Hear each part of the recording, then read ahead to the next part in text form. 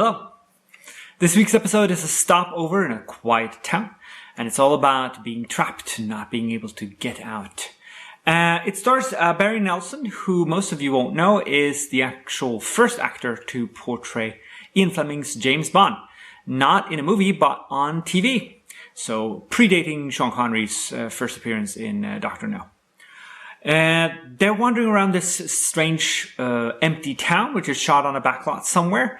And I don't think they've built an entire town, so there's no church for them to shoot in.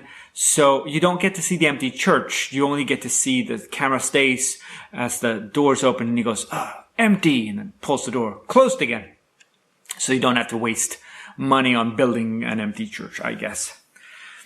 This episode also has the shadow of a boom mic. And you can see that the bottom of the screen here, as they're getting close to the bus stop sign.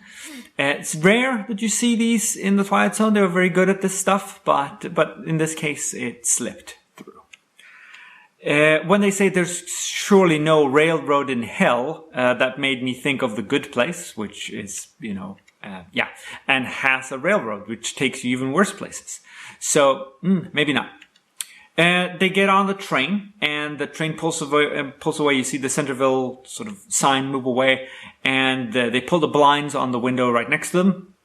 But the window behind still shows sort of the scenery, and it isn't moving. So, yeah, they missed out on that one. It's a shame, but that's what happens.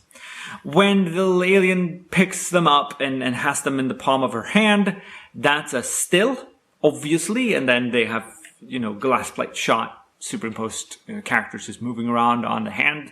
I think that's the only reasonable way to do it. It looks decently enough, but you can definitely tell that it's a still.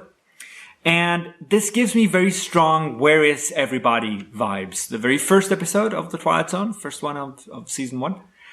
But it also reminds me of Vivarium, which is a movie that came out in 2019, in which a couple is stuck in this sort of artificially built community and are unable to leave until they fulfill the very gruesome purpose.